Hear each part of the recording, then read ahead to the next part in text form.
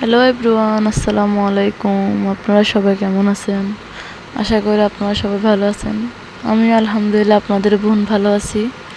আমি আজকে আপনাদের মাঝে হাজির হলাম রান্নাবান্নার ভিডিও নিয়ে, আমার ডেইলি রুটিন নিয়ে। আমি এখন রান্না করতেছি ঢেঁড়স, কেউ ভেন্ডি বলে, কেউ ঢেঁড়স বলে। আমি এখানে একে একে তেল পেঁয়াজ দিয়ে পেঁয়াজটা লাল করে একে একে সব মশলাপাতি দিয়ে দিলাম। একটু হলুদের গুঁড়া, একটু মশলার গুঁড়া, একটু মরিচের গুঁড়া দিয়ে দিলাম, 2টা টমেটো দিলাম একটা। এগুলো দিয়ে আমি এখন ভালোভাবে নাড়াচাড়া করতেছি, মশলাটা কষাই নিছি ভালো করে। এখন আমার ভেন্ডিটাকে আমি ভালো করে নাড়াচাড়া করে দেখলাম। এই যে এখন আরেকটু কষিয়ে নিতেছি, প্রায় রান্না শেষের দিকে আমার। এটা যখন একটু পরে ঠান্ডা হবে তখন ঝোলটা হয়ে যাবে। এখানে ঝোল নাই, কিন্তু দেখা যাচ্ছে ঝোল অনেক। এই যে প্রায় আমার ভেন্ডি রান্না শেষ।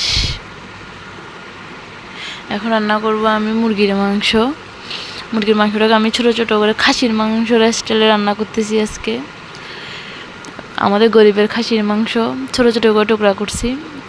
আমি এখানে দিলাম 2টা পটল দিছি, কয়েকটা আলু দিছি, টমেটো দিছি 3টার মতো টমেটো দিলাম।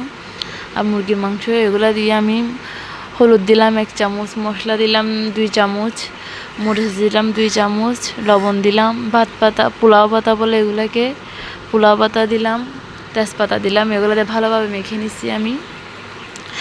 আর এখন আমি একটু ম্যারিনেট করে রেখে দিছি এগুলা কয়েক মিনিট পর। এখন আমি 10-15 মিনিট পর আসলাম আবার। এখন আমি যে রসুন পেঁয়াজ এগুলো তেলে দিলাম। রসুন পেঁয়াজটা যখন একটু লাল হয়ে আসবে তারপর আমি মাংসটা ঢেলে দিব। এর মধ্যে আমি তেলের উপরে ভালো করে একটু কষিয়ে নেব কতক্ষণ, তারপর একটু পানি দিয়ে কষিয়ে নেব। ঝোল বেশি দিব না, আমি এটা মাখা মাখা করব। এই যে এখন আমার পেঁয়াজটা প্রায় লাল হয়ে গেছে। এখন আমি দিয়ে দিব মুরগির মাংসটা। এই যে দিয়ে দিলাম।